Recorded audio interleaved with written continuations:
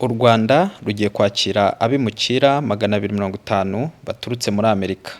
U Rwanda rugiye kwakira abimukira baturutse muri Leta Zunze Ubumwe za Amerika 250 nyuma y'uko ibihugu byombi bisinye amasezerano yashyizweho umukono muri Kamena nk'uko byemejwe n'impande zombi. Reuters yatangaje ko Amerika yamaze gushyikiriza u Rwanda urutonde rw'abimukira 10 bashobora kuzanwa mu Rwanda muri gahunda y'icyo gihugu yo gukumira abimukira bacinjiramo badafite ibyangombwa.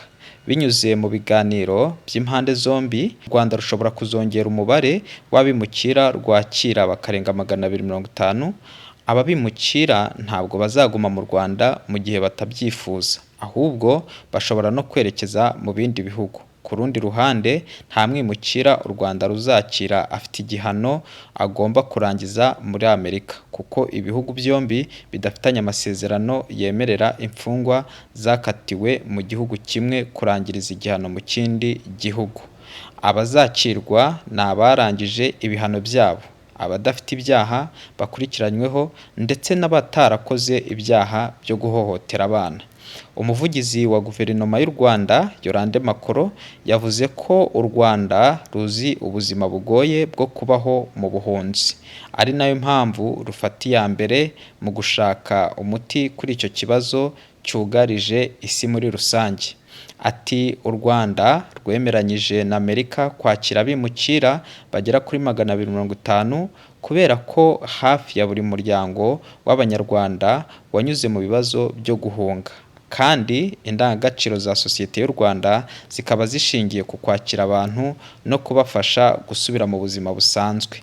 Yongeyeho ko u Rwanda ruzajya rubanza kwemera kuri buri mwimukira. Ati u Rwanda rufite ubushobozi bwo kwemeza buri mwimukira wasabiwe kuzanwa mu Rwanda. Abemejwe bazajya bahabwa amahugurwa y'umurimo, serivisi z'ubuzima ndetse n'aho kuba kugira ngo batangire ubuzima bwabo mu Rwanda, bagira amahirwe yo kugira uruhare mu rugendo rw'iterambere rw'igihugu kiri mu bifite ubukungu bwihuta ku isi. Amerika kandi izagenera inkunga u Rwanda nubwo ibijyanye n'ingano yayo cyangwa indi miterere yayo bitagarutsweho. Iki gihugu kimaze iminsi mu nkundura yo guhangana n'umubare munini w'abimukira bagituyemo badafite ibyangombwa.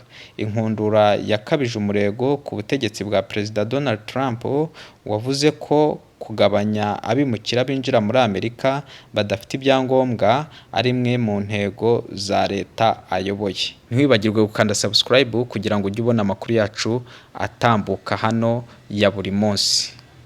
Ciao ciao.